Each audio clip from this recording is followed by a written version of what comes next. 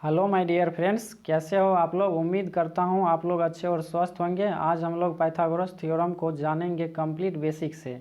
आइए इस थ्योरी को जानते हैं। पाइथागोरस एक मैथमेटिशियन का नाम है, इसी के द्वारा इस थ्योरी को एक्सप्लेन किया गया था, इसलिए इस थ्योरी को पाइथागोरस प्रमेय कहा जाता है। ठीक है, अब हम लोग जानेंगे पाइथागोरस इस थ्योरी को कैसे एक्सप्लेन किया। पाइथागोरस का कहना था कि किसी समकोण त्रिभुज में कर्ण का वर्ग अन्य दो भुजाओं के वर्ग के योग के बराबर होता है। ठीक है, उसने यहाँ पे जिक्र किया एक समकोण त्रिभुज का। तो आइए हम लोग जानते हैं पहले समकोण त्रिभुज के बारे में। समकोण त्रिभुज के बारे में सबको पता होना चाहिए, अगर नहीं है तो आइए समझते हैं। किसी भी त्रिभुज में जब एक एंगल 90 डिग्री का हो, ध्यान से सुनिएगा, किसी भी त्रिभुज में जब एक एंगल 90 डिग्री का हो तो वहाँ पे वो त्रिभुज समकोण त्रिभुज बनेगा। ठीक है, तो समकोण त्रिभुज के बारे में कंप्लीट जानकारी आगे जानिए। समकोण त्रिभुज में इस लाइन को आधार कहा जाता है। ठीक, इतना तो पता होगा। इस लाइन को क्या कहा जाता है? बेस कहा जाता है इस लाइन को। ठीक, उसके बाद ए से सी तक जो लाइन खींचा गया है, इस लाइन को कहा जाता है कर्ण, यानी इसको इंग्लिश में हाइपोटेनियस कहते हैं। उसके बाद लाइन ए बी है, जहाँ पे 90 डिग्री का एंगल बन रहा है, इस लाइन को कहा जाता है परपेंडिकुलर, जिसको हिंदी में लंब कहा जाता है। ठीक, यहाँ तक समझ में आ गया। कर्ण का डेफिनेशन समझ लीजिए, 90 डिग्री के सामने वाली जो भुजा होती है उसको कर्ण कहा जाता है। ठीक, 90 डिग्री के सामने वाली भुजा कर्ण कहलाता है, जिसको इंग्लिश में हाइपोटेनियस कहते हैं। कर्ण को जब भी लिखेंगे हम तो एच से दर्शाएंगे। किससे दर्शाएंगे? एच से डिनोट करेंगे। एच से ही क्यों डिनोट करेंगे? क्योंकि हाइपोटेनियस में पहला अल्फ़ाबेट आता है एच, इसलिए इसको एच से डिनोट किया जाता है। अब आगे समझिए, बेस को हम लोग बी से डिनोट करेंगे। किससे डिनोट करेंगे? बी से डिनोट करेंगे, क्योंकि आधार का मतलब होता है इंग्लिश में बेस। अब बेस का पहला अल्फ़ाबेट क्या है? बी है, इसलिए इसको बी से डिनोट करेंगे इस लाइन को। उसके बाद परपेंडिकुलर के बारे में समझिए। परपेंडिकुलर का पहला अल्फ़ाबेट है पी। परपेंडिकुलर का पहला अल्फ़ाबेट पी है, इसलिए इस लाइन को हम लोग पी से दर्शाएंगे। ठीक, अब आगे हम लोग समझते हैं पाइथागोरस का कहना क्या था। पाइथागोरस ने कहा किसी भी समकोण त्रिभुज में कर्ण का वर्ग अन्य दो भुजाओं के वर्ग के योग के बराबर होता है। यानी कर्ण का वर्ग हो गया, कर्ण का वर्ग अन्य दो भुजा कौन कौन सा है? एक तो लंब हो गया, एक आधार बच गया। इन दोनों भुजाओं के वर्ग के योग के बराबर, बीच में प्लस कर दिए, योग के बराबर होता है। यहाँ तक समझ में आ रहा है? इस पे आधारित हम लोग क्वेश्चन भी आगे सॉल्व करेंगे, तो इसलिए आप लोग घबराइए मत, वीडियो में लास्ट तक बने रहे। समझ में कंप्लीट आएगा जब पूरी तरह से आप इस वीडियो को देख लीजिएगा। ठीक है, तो यहाँ तक बात समझ में आ गया कि कर्ण का स्क्वायर होता है लंब का स्क्वायर जो आधार का स्क्वायर। अब यहाँ पे देखिए, कर्ण के जगह पे हम ए सी लिख सकते हैं, यानी ए से सी तक की लंबाई को ही क्या कहा जाता है? कर्ण कहा जाता है। तो इसको हम लिख सकते हैं कर्ण। कर्ण के जगह पर ए सी का स्क्वायर लिख सकते हैं, फिर बीच में बराबर दिया गया है। लंब के जगह पे हम लिख सकते हैं ए बी लिख सकते हैं लंब के जगह पे हम, तो ए बी का स्क्वायर कर दिया गया है, फिर बीच में प्लस है तो प्लस दिया गया है। आधार के जगह पे हम क्या लिख सकते हैं? आधार के जगह पे बी सी लिख सकते हैं, बी सी लिख सकते हैं, तो यानी आधार के जगह पर बी सी लिखा गया, बी सी का स्क्वायर। इसी को लिखने का तरीका है ये सब। अब आगे समझिए, ए सी की जगह पर हम क्या लिखेंगे? ए सी को किससे डिनोट किया जाता है? एच से डिनोट किया जाता है। तो ए सी की जगह पर हम एच का स्क्वायर लिख सकते हैं, फिर बीच में बराबर है तो बराबर दे दिए। ए बी की जगह पर हम पी लिख सकते हैं, यानी ए बी को परपेंडिकुलर कहा जाता है। परपेंडिकुलर का पहला अल्फ़ाबेट पी है, तो यहाँ पे ए बी की जगह पर हम पी लिख सकते हैं, पी का स्क्वायर, प्लस बीच में है तो प्लस दे दिए। फिर बी सी की जगह पर हम क्या लिख सकते हैं? बी सी की जगह पर बी लिख सकते हैं, तो b का स्क्वायर। यहाँ तक समझ में आ गया? ये सब कुछ नहीं, ये सब लिखने का तरीका है, खाली सिर्फ आपको ये पाइथागोरस का मेन थ्योरी यहाँ से ये रहा। अब आगे समझिए, अभी हम लोग पढ़ चुके हैं कि पाइथागोरस ने एक थ्योरी दिया था, उसमें कहा था कर्ण का स्क्वायर होता है लंब का स्क्वायर जो आधार के स्क्वायर के योग के बराबर होता है। ठीक, यहाँ तक समझ में आ गया था। अब यहाँ पे कर्ण को हम एच से डिनोट किए हैं, यानी कर्ण को क्या लिख सकते हैं, एच लिख सकते हैं। एच इसलिए लिखा जाता है मैथमेटिक्स में क्योंकि हम समय को बचा सके, ठीक ना। जहाँ पे कर्ण दिया रहेगा वहाँ पे हम एच लिखेंगे, यानी एच का स्क्वायर कर दिया गया। उसके बाद लंब के जगह पर पी लिखा गया, यानी पी लंब को परपेंडिकुलर को पी से डिनोट किया है इसलिए पी लिखा गया है। फिर आधार की जगह पर हम बी का स्क्वायर लिखे हैं, ठीक है। अब आगे समझिए, ये तो हो गया जब आपको P और B यानी परपेंडिकुलर हो गया और आधार हो गया यानी B हो गया, ये दोनों भुजा अगर दिया हुआ है तो आप तीसरा भुजा निकाल सकते हैं इस तरह से, ठीक।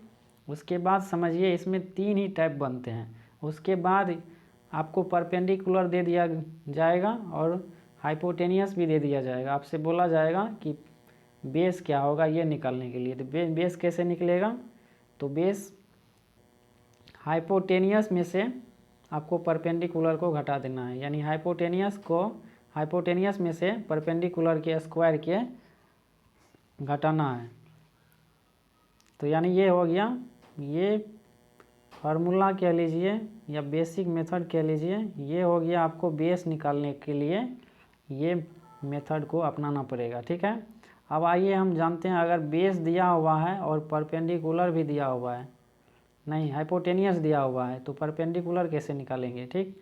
तो परपेंडिकुलर का स्क्वायर करेंगे, हाइपोटेनियस का स्क्वायर में से बेस के स्क्वायर को घटाना है, ठीक है। ये वाला रूल अगर आपको पता है तो ये सब आप आसानी से निकाल सकते हैं, यहीं से इसको ड्राइव किया गया है, ठीक है। ये सब को ड्राइव किया गया है यहीं से, ठीक। तो मेन है ये आपको याद रखना है, ठीक। तो आगे इस पे हम लोग क्वेश्चन को अब सॉल्व करेंगे। अब इसको जानिए कैसे ड्राइव करके यहाँ पे लिखा गया है, यहाँ पे, ठीक है। यहाँ पे क्या दिया गया, एच का स्क्वायर लिख दिए। उसके बाद बराबर के राइट साइड में क्या है, पी का स्क्वायर है, ठीक। बराबर के लेफ्ट साइड में लाएंगे तो क्या होगा, माइनस में हो जाएगा पी का स्क्वायर। फिर बराबर के राइट साइड में क्या बच गया, बी का स्क्वायर। तो बी का स्क्वायर बराबर हो गया एच का स्क्वायर माइनस का पी का स्क्वायर, ठीक। वही तो लिखा गया यहाँ पे, बी का स्क्वायर बराबर एच का स्क्वायर माइनस का पी का स्क्वायर, ठीक। यहीं से निकल के आता है ये फार्मूला भी, ठीक। उसी तरह से यहाँ पे क्या करेंगे, अब हम इसको ड्राइव करना सीखिए। अब यहाँ पे क्या लिखा गया है, मेन फार्मूला तो यही है, एच का स्क्वायर लिख दिए। उसके बाद बराबर के राइट साइड में क्या है, बी का स्क्वायर, यानी लेफ्ट साइड में आएगा तो क्या हो जाएगा, माइनस का बी स्क्वायर। फिर बराबर में क्या बचेगा, बराबर में बच जाएगा सिर्फ पी स्क्वायर। वही तो यहाँ पे लिखा गया, यानी पी स्क्वायर बराबर एच का स्क्वायर माइनस का बी स्क्वायर, ठीक है। यहाँ तक समझ में आ गया कैसे इसको ड्राइव करके निकाला गया है, यहाँ से ये बात आपको समझ में आ गया होगा अब, ठीक है। तो आगे हम लोग इस पे क्वेश्चन करेंगे। अब पहला क्वेश्चन देखिए क्या है। पहला क्वेश्चन है, एक समकोण त्रिभुज जिसमें आधार की लंबाई 3 सेंटीमीटर, आधार की लंबाई कितना दिया गया 3 सेंटीमीटर और लंब की लंबाई 4 सेंटीमीटर हो तो कर्ण की लंबाई निकालें। तो हमें क्या सब दिया गया, एक समकोण त्रिभुज यहाँ पे ड्राइव किए हैं, ठीक है। आधार की लंबाई कितना दिया गया 3 सेंटीमीटर, 3 लिख दिए। और लंब की लंबाई कितना दिया गया है 4 सेंटीमीटर, यानी 4 लिख दिए। उसके बाद हमसे पूछा क्या जा रहा है, कर्ण क्या होगा, यानी ये भुजा हमसे निकालने के लिए कहा जा रहा है। तो कर्ण कैसे निकालते हैं, अभी हम जस्ट पढ़े हैं, एच का स्क्वायर बराबर होता है पी का स्क्वायर जोड़ बी का स्क्वायर, ठीक। यही थ्योरी था पाइथागोरस का। तो जिसका जिसका वैल्यू दिया हुआ है उसको हम यहाँ पे पुट करेंगे। परपेंडिकुलर कितना दिया गया 4 दिया गया, 4 का स्क्वायर कर देना है। फिर प्लस का बी के जगह पर, यानी बेस कितना दिया गया 3 सेंटीमीटर, 3 लिख देना है, उसका स्क्वायर कर देना है। तो एच स्क्वायर का मान कितना आ जाएगा, एच का स्क्वायर यानी 16 हो जाएगा प्लस का 9, यानी 16 प्लस का 9 जोड़ेंगे तो कितना आ जाएगा 25 आ जाएगा। यानी एच स्क्वायर बराबर कितना हो गया, एच स्क्वायर बराबर 25 हो गया। यहाँ से स्क्वायर हटाएंगे तो इस बगल रूट आ जाएगा, रूट के अंदर में 5 गुना 5 25 को लिख सकते हैं हम। तो रूट के अंदर 2 गो 5 है तो 1 गो 5 बाहर आ जाएगा, यानी एच का वैल्यू कितना आ गया 5 सेंटीमीटर। इसका राइट आंसर क्या हो जाएगा 5 सेंटीमीटर। इसी तरीके से हमें आगे के क्वेश्चन को भी सॉल्व करेंगे। चलिए आगे के क्वेश्चन को देखिए क्या है।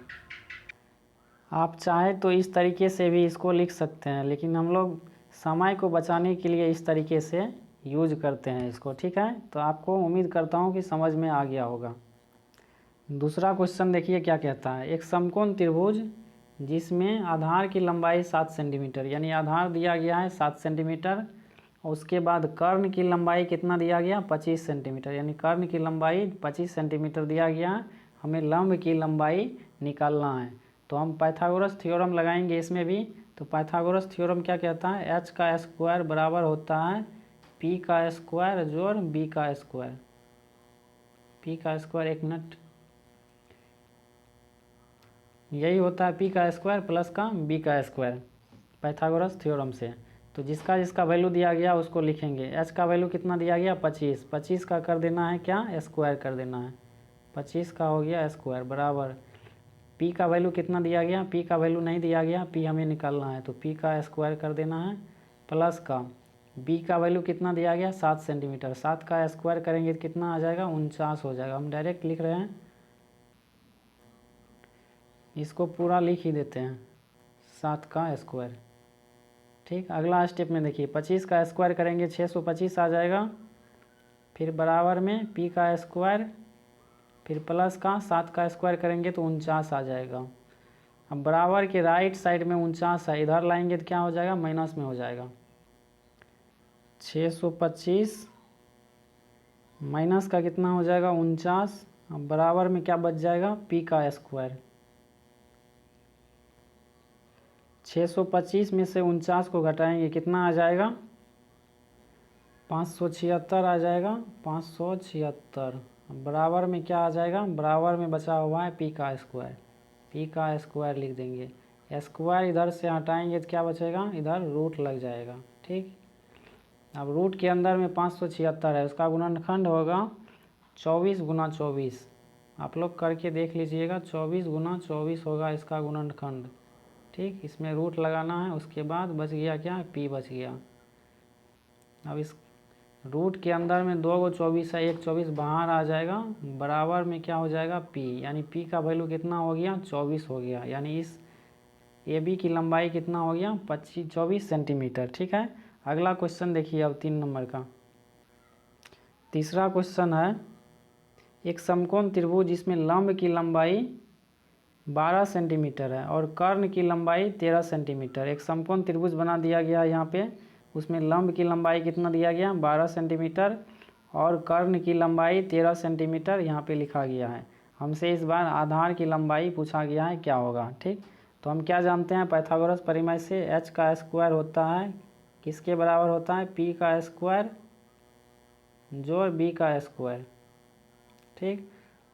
एच का वैल्यू कितना दिया गया, एच का वैल्यू दिया गया 13 सेंटीमीटर, यानी 13 का स्क्वायर कर देना है, 13 का स्क्वायर कर दिए बराबर परपेंडिकुलर का कितना वैल्यू दिया गया 12, यानी 12 का यहाँ पे हो जाएगा स्क्वायर प्लस बेस कितना दिया गया, बेस नहीं दिया गया, बेस निकालना है हमें। 13 का स्क्वायर होता है 169 बराबर में 12 का स्क्वायर 144 होता है, फिर प्लस का बी स्क्वायर है, बी स्क्वायर लिख दिए। 169 में से 144 को घटाना है, कितना आएगा घटाना, 169 में से 144 को घटाना है, घटाने पर 25 आ जाएगा। बराबर के राइट साइड में क्या बच गया बी का स्क्वायर, स्क्वायर हटाएंगे इस साइड क्या आ जाएगा रूट लग जाएगा। अब इस 25 का गुणनखंड करेंगे यानी 5 गुना 5 हो जाएगा, रूट लग जाएगा इसके अंदर, बराबर में बी हो गया। रूट के अंदर में 2 को 5 है तो एक 5 बाहर निकल जाएगा और ये हो जाएगा बी का वैल्यू। तो बी बराबर कितना आ गया 5 सेंटीमीटर, यही हो गया इसका राइट आंसर। उम्मीद करता हूँ कि आप लोगों को कॉन्सेप्ट अच्छी तरह से समझ में आ गया होगा। अगर कोई भी डाउट है तो कमेंट में पूछ सकते हैं। अगर चैनल पे नए हैं तो चैनल को सब्सक्राइब कर ले और वीडियो को लाइक एंड शेयर करें। तो हम लोग मिलते हैं नेक्स्ट वीडियो में, तब तक के लिए धन्यवाद।